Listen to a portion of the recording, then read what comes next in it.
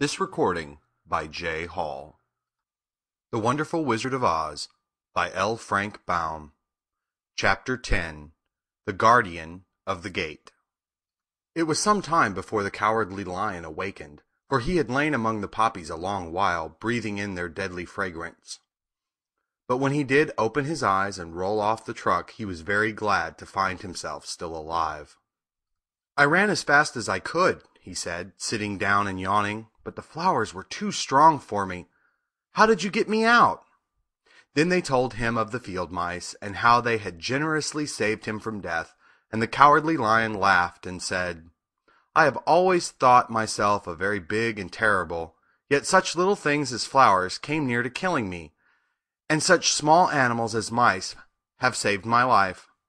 How strange it all is! But, comrades, what shall we do now?" "We must journey on until we find the road of yellow brick again," said Dorothy, "and then we can keep on to the Emerald City." So the lion, being fully refreshed and feeling quite himself again, they all started upon the journey, greatly enjoying the walk through the soft, fresh grass, and it was not long before they reached the road of yellow brick and turned again toward the Emerald City where the great Oz dwelt.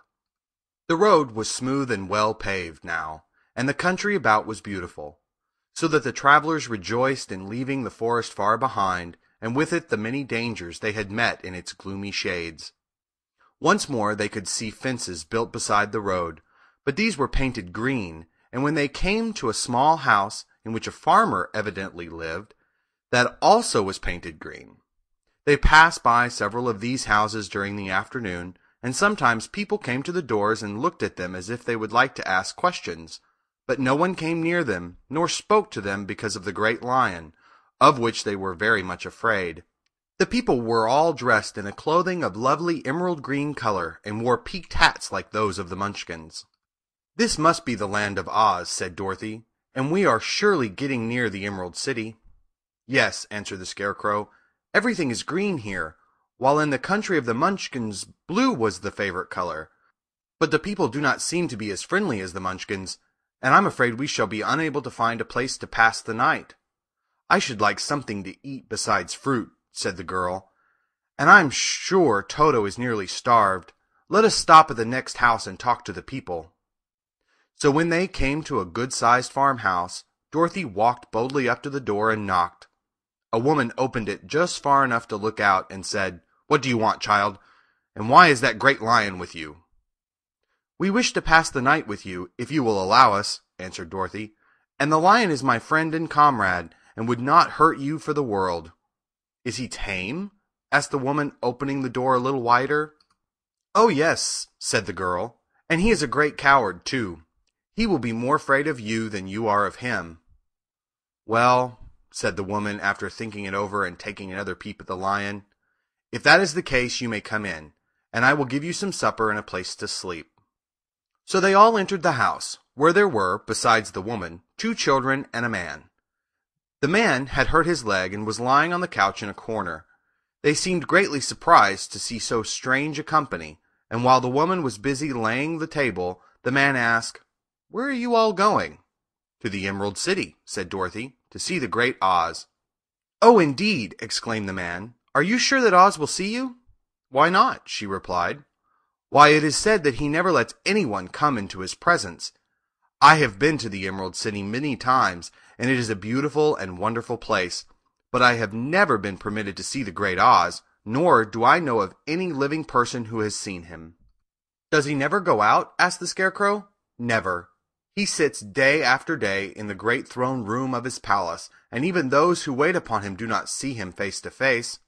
"What is he like?" asked the girl. "That is hard to tell," said the man thoughtfully. "You see, Oz is a great wizard, and he can take on any form he wishes, so that some say he looks like a bird, and some say he looks like an elephant, and some say he looks like a cat. To others, he appears as a beautiful fairy, or a brownie, or any other form that pleases him. But who the real Oz is, when is he in his own form, no living person can tell." "That is very strange," said Dorothy, "but we must try, in some way, to see him, or we shall have made our journey for nothing." "Why do you wish to see the terrible Oz?" asked the man. "I want him to give me some brains," said the Scarecrow eagerly.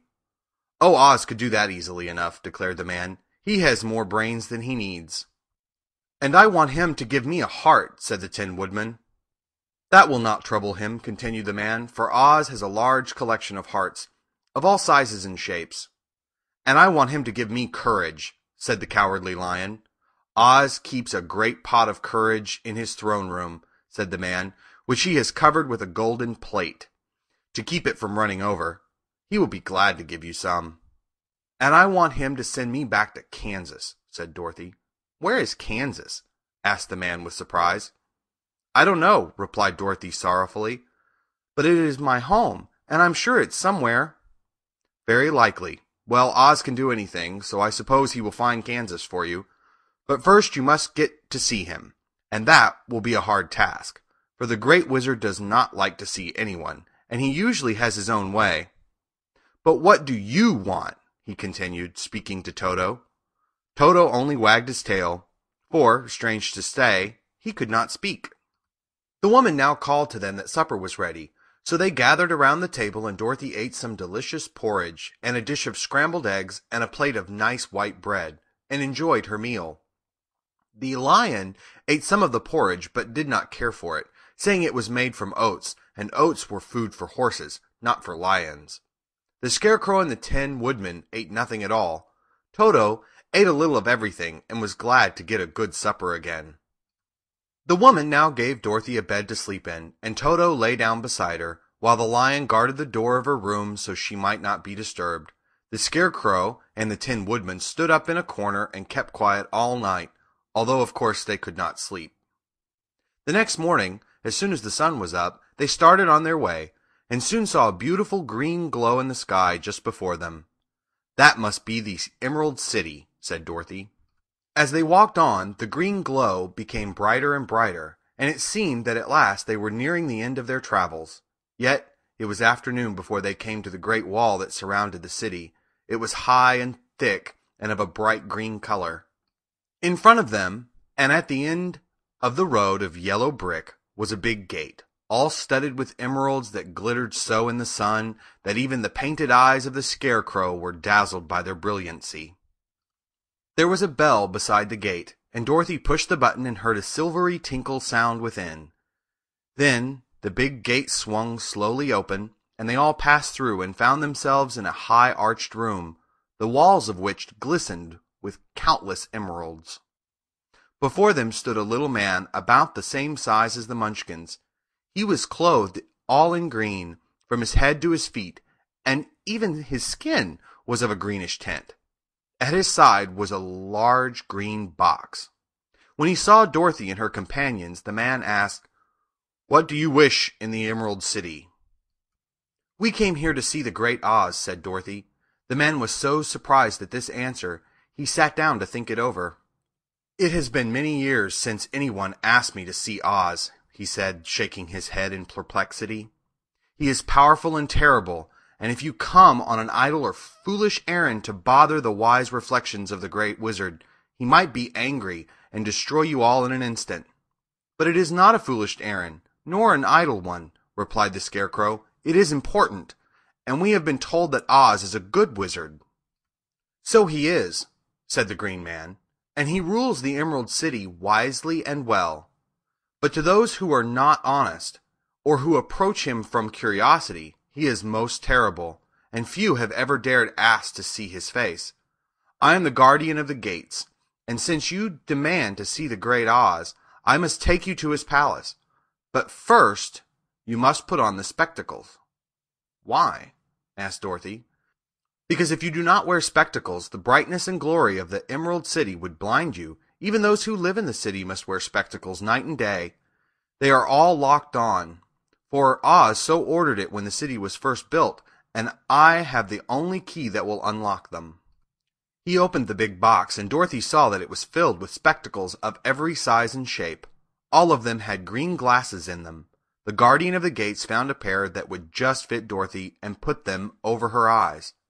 There were 2 golden bands fastened to them that passed around the back of her head, where they were locked together by a little key that was at the end of a chain the guardian of the gate wore around his neck. When they were on, Dorothy could not take them off had she wished, but of course she did not wish to be blinded by the glare of the Emerald City, so she said nothing. Then the Green Man fitted spectacles for the Scarecrow and the Tin Woodman and the Lion, and even on little Toto, and all were locked fast with the key. Then the guardian of the gates put on his own glasses and told them he was ready to show them to the palace. Taking a big golden key from a peg on the wall, he opened another gate, and they all followed him through the portal into the streets of the Emerald City. End of Chapter 10.